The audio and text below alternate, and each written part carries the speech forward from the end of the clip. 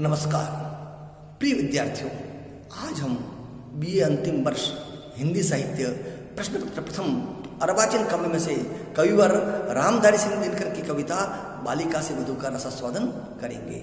इस कविता में एक पिता का हृदय अपनी पुत्री के विदाई से व्याकुल होकर उद्गार कर रहा है, अपनी अभिव्यक्ति दे रहा है।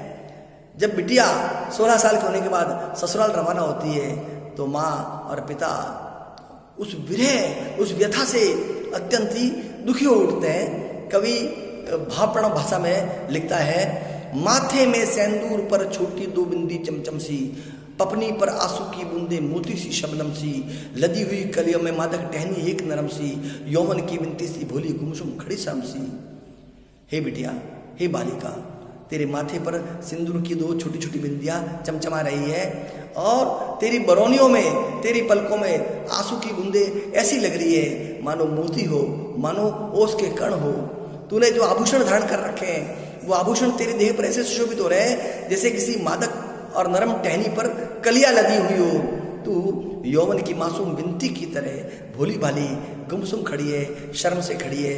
पीला चीर कोर में जिसकी चकमक गोटा जाली, चली पिया के गाँव उमर के 16 फूलों वाली, पी चुप के आनंद उदासी भरे सजल चितवन में, आंसू से भीगी माया चुपचाप खड़ी आंगन में। कवि कहता है कि विदाई की विला में बालिका ने, बिटिया ने पीला चीर धारण कर रखा है, जिसकी कोरों पर, जिसके किनारों पर चकमक गोटा जाली चमक रहे हैं, जिसने अपनी उम्र के मासूम 16 वर्ष ही बिताए हैं।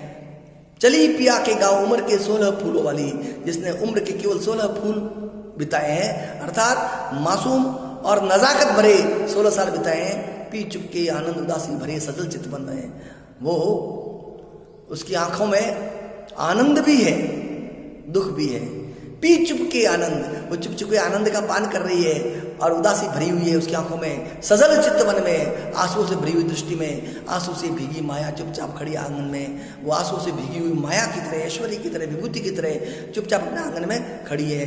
आंखों में दे आंख हेरती है उसको, जब सखिया मुस्की आ जाती, मुख पर हंस देती रोती अखिया, पर समेट लेती शर्मा कर बिखरी सी मुस्कान, मिट्टी उकसाने लगती है अपराधिनी समान। उसकी सखी सहेलियां, उसकी समवयस्क सखिया जब आंखों में आंख मिला करके उसको देख रही है और मुस्कुरा रही है तो उसे देखकर उसकी आंखों में भी मुस्कुराहट आ जाती है, वह भी हंसने लगती है। हंस देती रोती अखिया, रोती हुई आंखें हंसने लगती है, पर समेट लेती शर्मा कर बिखरी सी मुस्कान। पर अचानक वो शर्मा करके अपनी बिखरी हुई मुस्कान को समेट लेती है, वापस व्यथित हो जाती है, कातर हो जाती है और मिट्टी उकसाने लगती है अपराधिनी समान। और अपराधिनी की तरह वो व्यथित होकर मिट्टी कुरेदने लगती है। भीग रहा मीठी उमंग से दिल का कोना कोना, भीतर भीतर हंसी दिख लो बाहर बाहर रोना। तू वह जो झुरमुट पर आई हंसती कनक कली सी, तू वह जो फूटी शराब की निर्जरणी मछली सी। कवि कह रहा है कि उस बालिका का, उस युवती का, उस बेटी का दिल का कोना कोना मीठी उमंग से भीग रहा है और वह भीतर ही भीतर तो हंस रही है और बाहर बाहर से रो रही है। कवि कहता है, तू वह जो झुरमुट पर आई हंसती कनक कली, तू झुरमुट में, हल्के अंधेरे में चमकती हुई स्वर्ण किरण की तरह सुशोभित हो रही है। तू वह जो फूटी शराब की निर्जरणी मछली सी, तू इतनी मादक मोहक और आकर्षक है कि मदिरा की निर्झरने की तरह, स्रोतस्विनी की तरह, झरने की तरह सुशोभित हो रही है। तू वह रचकरी से प्रकृति ने अपना किया श्रृंगार, तू वह जो दूसरे में आई सुबज रंग की धार, माँ की ढीठ दुलार पिता की वो लजवंती बोली, ले जाएगी ये की मणि को अभी पिया की डोली। तू वो है जिसको रच करके प्रकृति ने अपना श्रृंगार किया है, तेरे कारण प्रकृति स्वयं सुशोभित हो गई। और तू वो है जो धूसर में, जो गोधूली वेला में चमकती हुई लालिमा की तरह, फैली हुई लालिमा की तरह तू माँ का ढीठ दुलार है और पिता की भोली भाली लजवंती बिटिया है। ले जाएगी ये की मणि को अभी पिया की डोली। अब प्रीतम की डोली में बैठ करके तू चली जाएगी तो ऐसा लगेगा जैसे माँ बाप के हृदय की मणि चली जाएगी। कहो कौन होगी इस घर तब शीतल उजियारी, तुम बताओ फिर इस घर में शीतल उजाला कौन करेगा। किसे ये देख हंस हंस कर फूलेगी सरसों की क्यारी, अब सरसों की क्यारियां किसे देखकर फूलेगी। वृक्ष रीच कर किसे करेंगे पहला फल अर्पण सा, झुकते किसको देख पोखरा चमकेगा दर्पण सा। पहले वृक्ष जब तुझे देखते थे तो रीच करके अपना पहला फल अर्पित करते थे, अब वृक्ष अपना पहला फल किसको अर्पित करेंगे। और जब तू झुकेगी किसी पोखरे में तो पोखरा दर्पण की तरह चमकता था, लेकिन अब तू चली जाएगी तो पोखरे में कौन झुककर अपना मुंह देखेगा, और पोखरा दर्पण की तरह कैसे चमकेगा। किसके बाल ओझ भर देंगे खुलकर मंद पवन में, पड़ जाएगी जान देखकर किसको चंद्र किरण में। माँ माँ कर मंजरी गले से मिल किसको चूमेगी, कौन खेत में खड़ी फसल की देवी सी झूमेगी। तू जब बाल संवारती थी तो मंद मंद पवन में भी ओझ भर जाता था, ताजगी भर जाती थी।